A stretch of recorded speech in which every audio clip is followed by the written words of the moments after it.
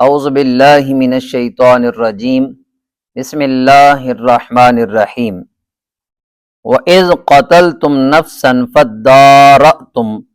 فِيهَا وَاللَّهُ مُخْرِجٌ مَا كُنْتُمْ تَكْتُمُونَ۔ سامعین و ناظرین کرام، آج آپ کے سامنے سورۃ البقرہ رکوع نمبر 9 پارہ نمبر 1 آپ کی خدمت میں پیش کر رہا ہوں، ترجمہ اور تفسیر کے ساتھ۔ وَإِذْ قَتَلْتُمْ، واو اور از جب، قتلتم تم نے قتل کیا، نفسن ایک جان کو، فَدَّارَأْتُمْ پس الزام دیا تم نے، فیہا اس میں، واللہ اور اللہ، مخرجم نکالنے والا ہے، ظاہر کرنے والا ہے، ما جو، کن تم تھے تم، تکتمون اس کو چھپاتے۔ ناظرین کرام، اس میں قوم بنی اسرائیل میں ایک واقعہ رونما ہوا، اس واقعہ کی طرف اللہ تعالیٰ نے اشارہ کیا۔ موسیٰ علیہ السلام کے زمانے میں ایک شخص قتل ہوا، اب اس کے قتل کا الزام مختلف قبائل، برادری کے لوگ ایک دوسرے پر ڈالنے لگے کہ اس کو فلاں نے قتل کر دیا، اس کو فلاں نے مار دیا، اور جو اس مقتول کا ایک چچا زاد بھائی تھا وہ سب سے زیادہ رو رہا تھا اور اس چیز کا مطالبہ کر رہا تھا کہ ہمیں ہر صورت میں انصاف ملے، اور جس نے بھی میرے چچا زاد بھائی کو قتل کیا ہے اس کو قصاص میں قتل کیا جائے، سزا اس کو دی جائے، اور ہمارے خاندان میں یہ جو قتل ہوا ہے اس مجرم کو تلاش کیا جائے تاکہ ہمیں انصاف ملے۔ اب موسیٰ علیہ السلام اللہ کے پیغمبر تھے، تو آپ نے اللہ کی بارگاہ میں عرض کی، تو اللہ تعالیٰ نے اس مجرم کو تلاش کرنے کا جو طریقہ بیان کیا، فرمایا تم ایک گائے کو ذبح کرو، اور ذبح کر کے اس کا سر یا اس کے جسم کا کوئی حصہ، گائے کے جسم کا کوئی حصہ ٹکڑا اس مردے پہ مارو تو یہ زندہ ہو جائے گا اور خود بتا دے گا کہ میرا قاتل کون ہے۔ پہلے تو قوم بنی اسرائیل کو یہ مذاق لگا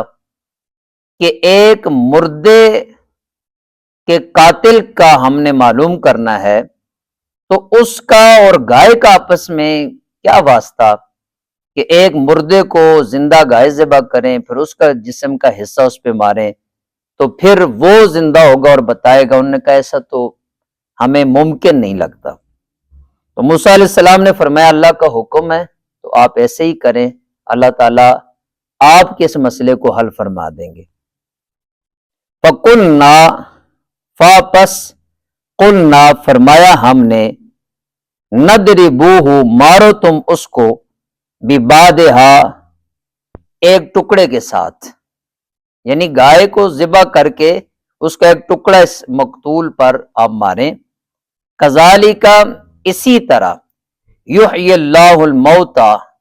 یحیی زندہ فرماتا ہے، اللہ الموتى مردوں کو، ویریکم اور دکھاتا ہے تمہیں، آیاتی ہی اپنی نشانیاں،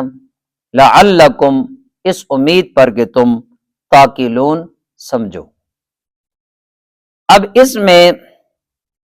ایسے ہی ہونا تھا جیسے اللہ کریم نے فرمایا، جب انہوں نے بڑی مشکل کے ساتھ، بد دلی کے ساتھ، نہ چاہتے ہوئے انہوں نے گائے کو ذبح کیا اور اس کے جسم کا ٹکڑا مردے پر مارا، تو اللہ کے بتائے ہوئے طریقے سے اس کے حکم سے مردہ زندہ ہو گیا، اور اس نے جب اٹھا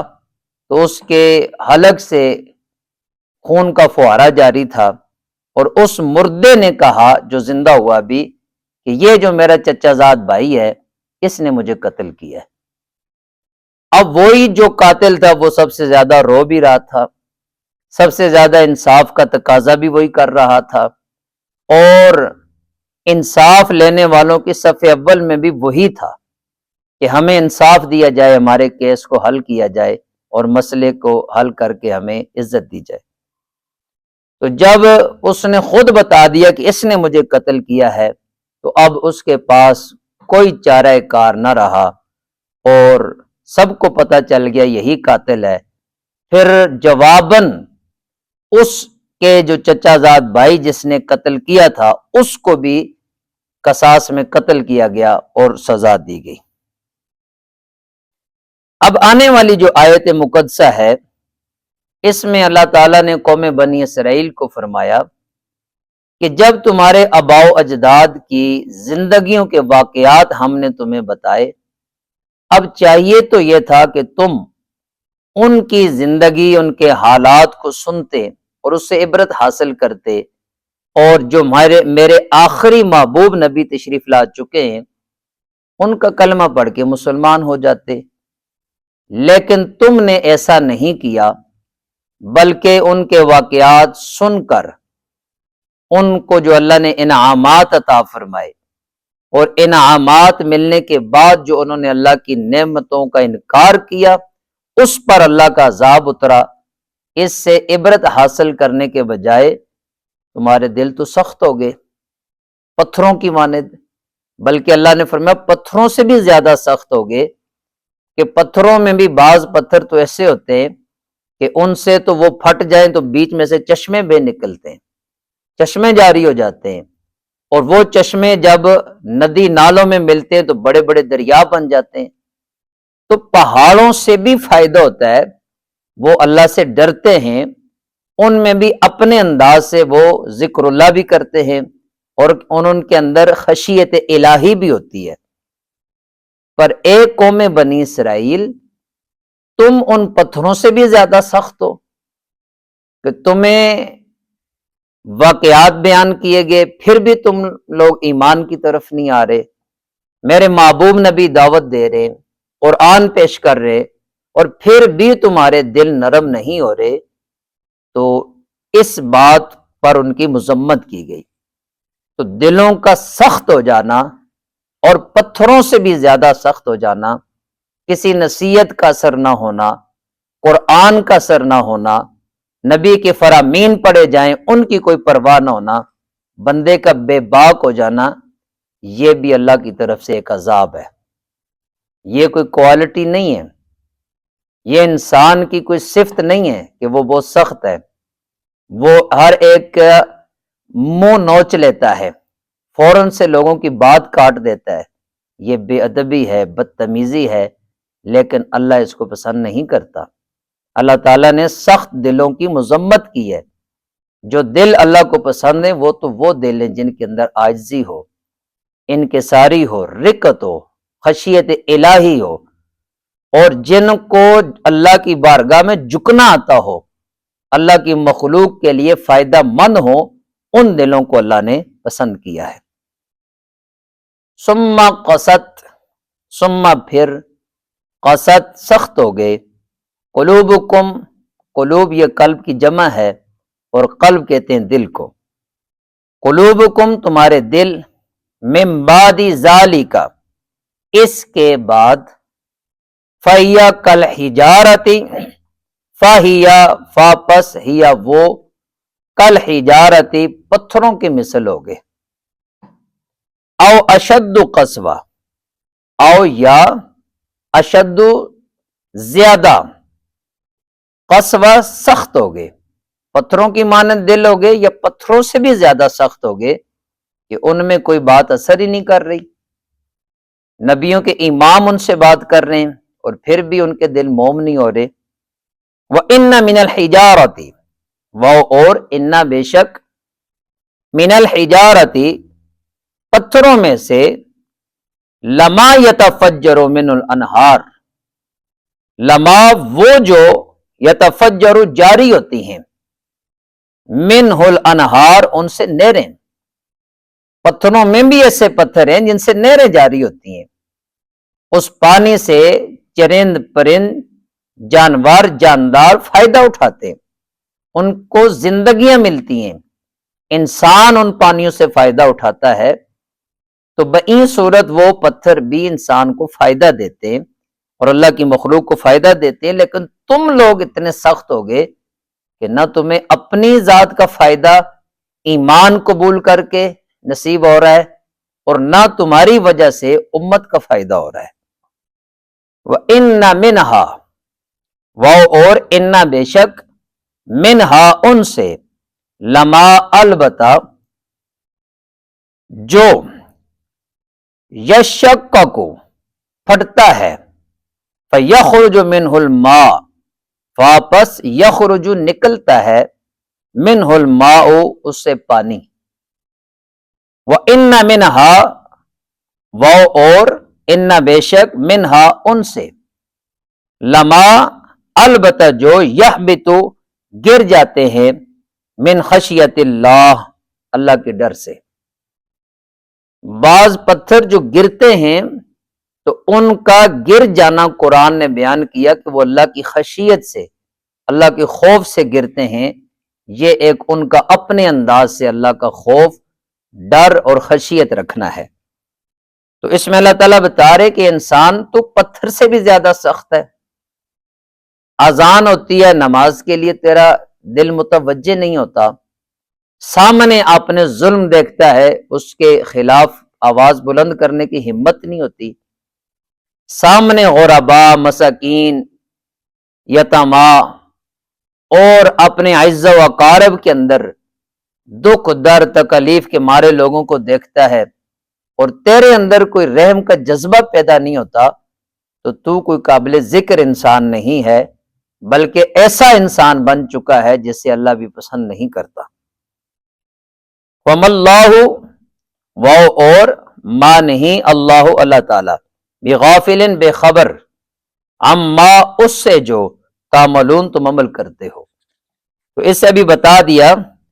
کہ تم جو عمل کر رہے ہو، اللہ تعالیٰ ایک کفار و مشرکین تمہارے ان اعمال سے باخبر ہے۔ جس جگہ پر بھی اللہ تعالیٰ کے متعلق اس طرح کا جملہ ارشاد ہوا، اس سے مراد یہ ہوتی ہے کہ اللہ تعالیٰ کی طرف سے سخت وعید ہے کفار کے لیے، مشرکین کے لیے، منافقین کے لیے اور غافلین کے لیے جو اللہ کی ذات سے غافل ہو کر اپنی زندگیاں گزار رہے ہیں۔ اب اگلی آیت مبارکہ میں اللہ تعالیٰ نے ان انصار صحابہ کرام رضوان اللہ تعالی علی مجمعین کو اس بات کی جنہیں بہت حرص تھی کہ وہ یہودی جو ان کے پڑوسی بھی تھے، ان کے حلیف بھی تھے، تو ان کی خواہش تھی کہ یہ لوگ بھی ایمان قبول کر لیں، یہ بھی کلمہ پڑھ کر دائرہ اسلام میں داخل ہو جائیں۔ اب صحابہ کرام علیہم الرضوان، ان کو اللہ نے دل ہی اتنا شاندار عطا کیا تھا، حضور کی صحبت کا اثر تھا، اور وہ چاہتے تھے کہ ہر بندہ مسلمان ہو، ایمان لائے، کلمہ پڑھے، اس کی دنیا بھی سنور جائے، اس کی عقبہ بھی بہتر ہو جائے۔ اس لیے وہ یہ چاہتے تھے کہ یہ یہودی بھی ایمان لے آئیں، لیکن اللہ تعالیٰ نے فرمایا کہ یہ لوگ ایمان نہیں لائیں گے، حالانکہ یہود کے اندر ان کے علماء بھی موجود ہیں جنہوں نے تورات کو پڑھا، اور اس تورات کے اندر انہوں نے نبی آخر الزمان حضور خاتم النبیین تاجدار کائنات صلی اللہ تعالی علیہ وآلہ وسلم کے اوصاف کو پڑھا، آپ کی فضیلت اور شان کو پڑھا، اور اس میں آپ کے حلیہ مبارک کو جو ذکر کیا گیا اسے پڑھا، لیکن شومی قسمت، ان کی بد نصیبی کہ چاہیے یہ تھا کہ جب وہ اپنی کتاب میں اللہ کے محبوب نبی کا ذکر پڑھ چکے ہیں، جو ہی خبر ہوتی کہ وہ نبی تشریف لے آئے، فوراً وہ ایمان لے آتے کہ یہ تو وہی نبی ہیں جن کا ذکر ہماری کتاب میں بھی ہے۔ لیکن ان لوگوں نے جانتے بوجھتے،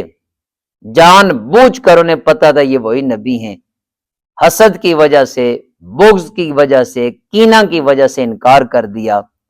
اور علماء نے عوام کو بھی بھٹکانے کی کوشش کی کہ یہ وہ نبی نہیں ہیں کہ جن کا ذکر ہماری کتابوں کے اندر موجود تھا، معاذ اللہ۔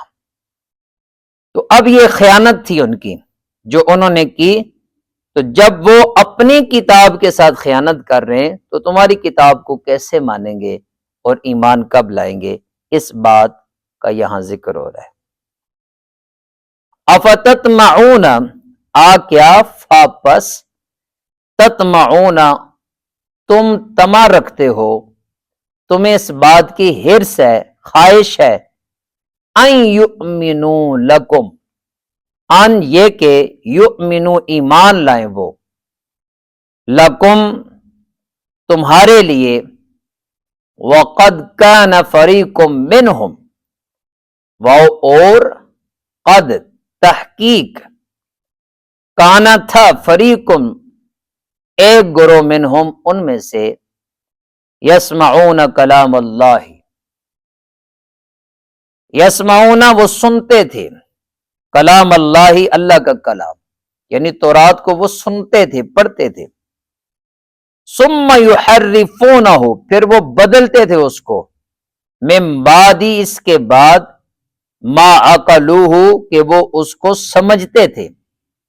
سنتے بھی، پڑھتے بھی، سمجھتے بھی، اس کے باوجود وہ اللہ کے حکم کو بدل دیتے، اور معاذ اللہ بدل کر جس جگہ پہ سرکار کا حلیہ مبارک بیان ہوتا کہ آپ میانہ قد ہوں گے، خوبصورت چہرے والے ہوں گے، سرمگی آنکھیں ہوں گی، تو یہ جب آپ کے مختلف اوصاف ذکر ہوتے تو یہ اس جگہ سے ان الفاظ کو مٹا کر اس کے خلاف لکھ دیتے، تاکہ جب نبی آخر الزمان کا ظہور ہو تو لوگوں کے ذہن میں یہ بات پک جائے کہ یہ وہ نبی نہیں ہے جن کا ذکر آسمانی کتابوں میں موجود ہے۔ یہ بہت بڑی خیانت تھی جو وہ کر رہے تھے۔ وَهُمْ يَعْلَمُونَ، اور یہ نہیں کہ وہ بھولے میں کر رہے تھے، انجانے میں کر رہے تھے۔ اللہ تعالیٰ فرماتے ہیں وَهُمْ يَعْلَمُونَ، وہ اس بات کو جانتے بھی تھے کہ ہم جان بوجھ کے یہ کام کر رہے ہیں، یہ کتنی بڑی خیانت ہے، اور وہ نبی کریم صلی اللہ علیہ وسلم کی تمام تر صفات، آپ کی نعت شریف جو وہاں ذکر ہوئی، اسے وہ مٹا رہے تھے۔ اگلی آیت میں فرمایا کہ جب وہ ایمان والوں سے ملتے تو کہتے ہم ایمان لے آئے، اور جب اپنے ان سرداروں کے پاس جاتے جو کفار میں سے تھے، مشرکین میں سے تھے، یہود و نصارہ میں سے تھے، ان کو جا کر کہتے کہ ہم تو آپ کے ساتھ ہیں، اور جب انہیں یہ کہتے کہ ہم آپ کے ساتھ ہیں تو وہ پھر ان سے پوچھتے کہ تم جا کر مسلمانوں کو یہ بات کیوں بتاتے ہو کہ تمہارے نبی کا ذکر تو تورات میں بھی ہے، ہم نے پڑھا ہے، تمہارے نبی کا ذکر تو انجیل میں بھی ہے، زبور میں بھی ہے، جب تم انہیں جا کر بتاؤ گے اور اپنی آسمانی کتابوں کا ذکر کرو گے تو وہ پھر تم پر ہی اپنی حجت قائم کریں گے کہ تم ہماری کتاب کی بات نہیں مانتے تو نہ مانو، اپنی کتاب کی بات تو مانو کہ تمہاری کتاب میں بھی ہمارے نبی کا ذکر موجود ہے اور ان کی شان اور نعت اور صفات کا ذکر موجود ہے۔ اب اس میں ان کی اس خیانت کا ذکر ہے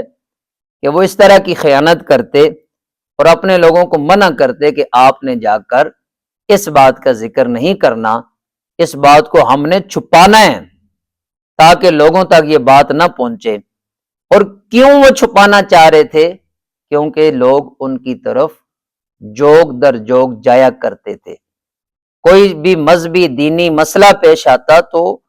وہ انہی یہود و نصارہ کے علماء سے رہنمائی لیتے،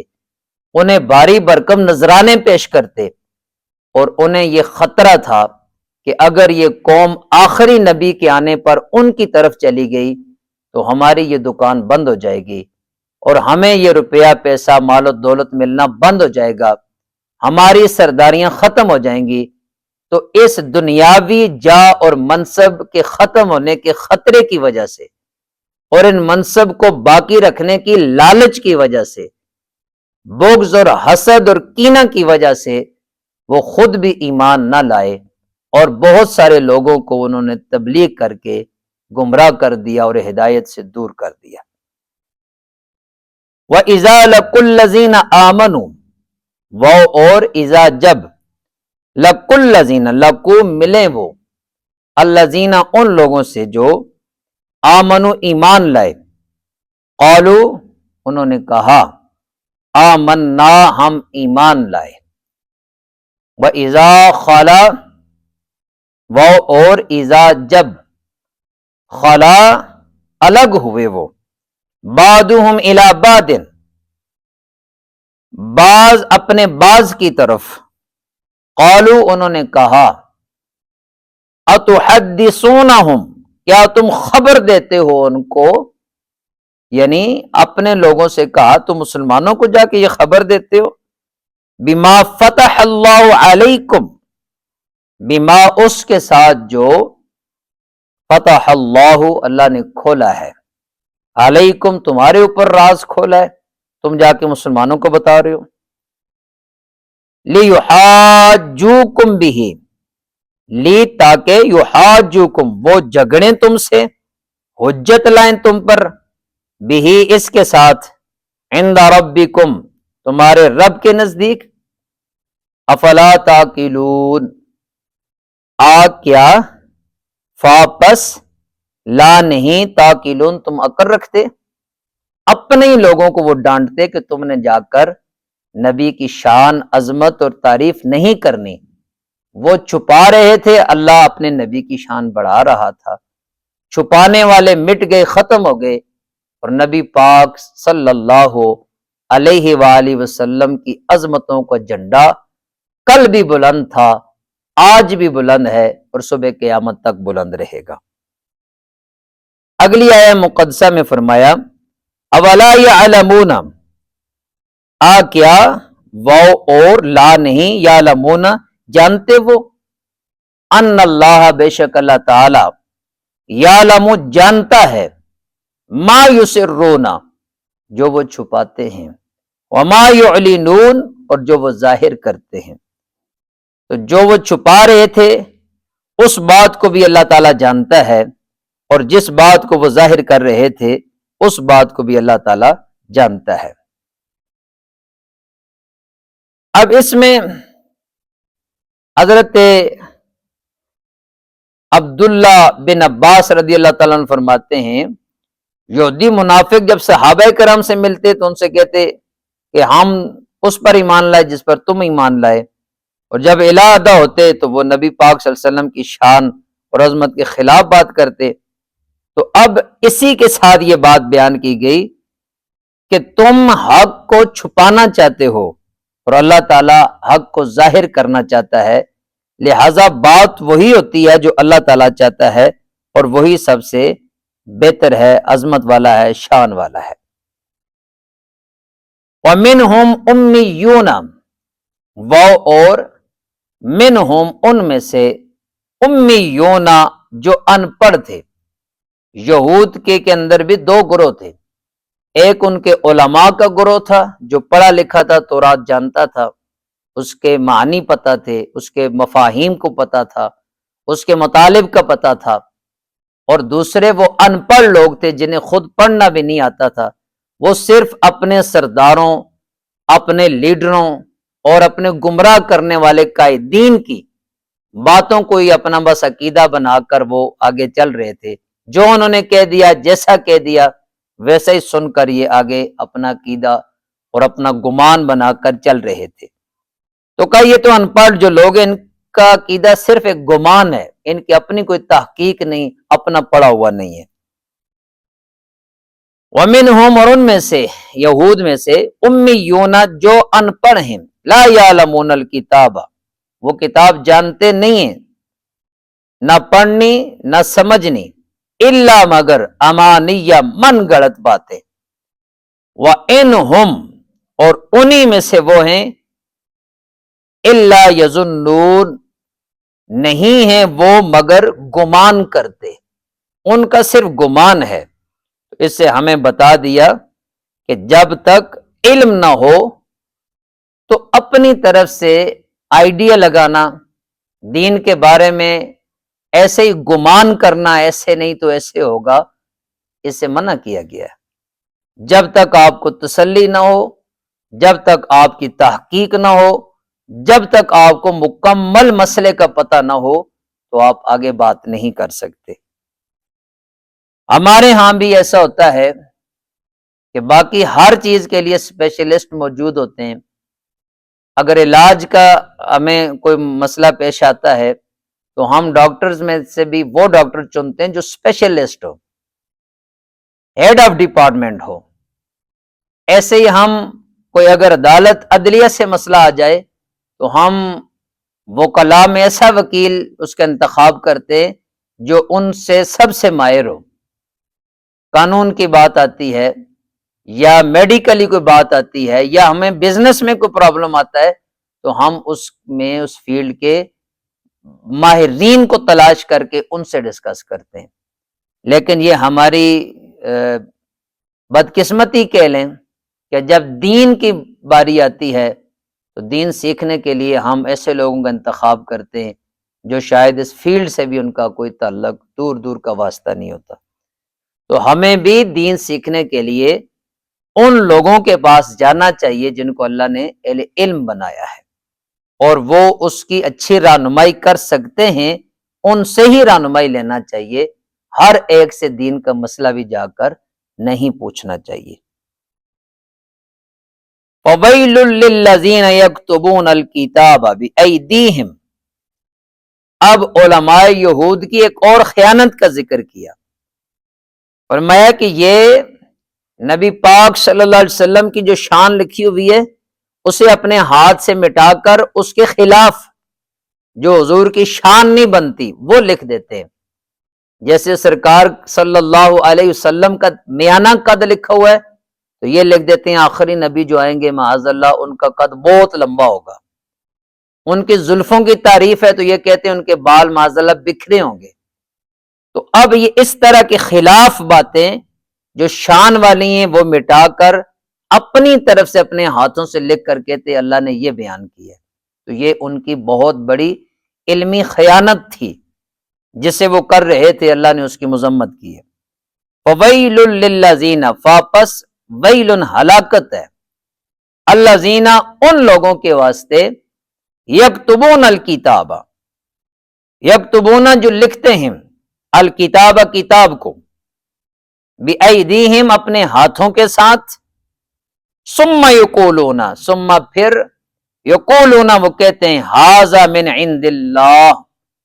ھذا یہ من عند اللہ اللہ کی طرف سے ہے۔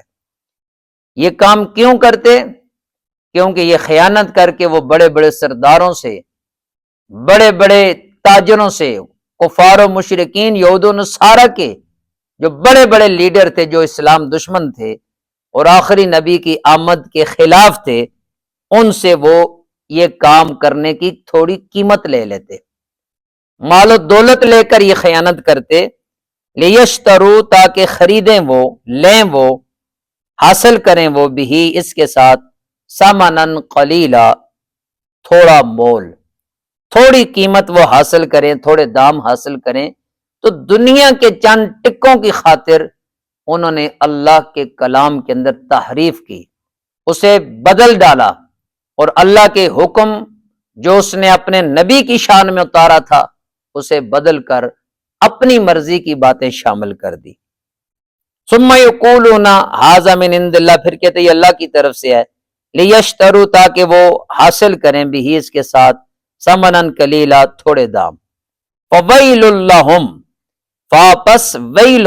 ہلاکت ہے، لہم ان کے لیے، مما اس سے جو کتبت جو لکھا،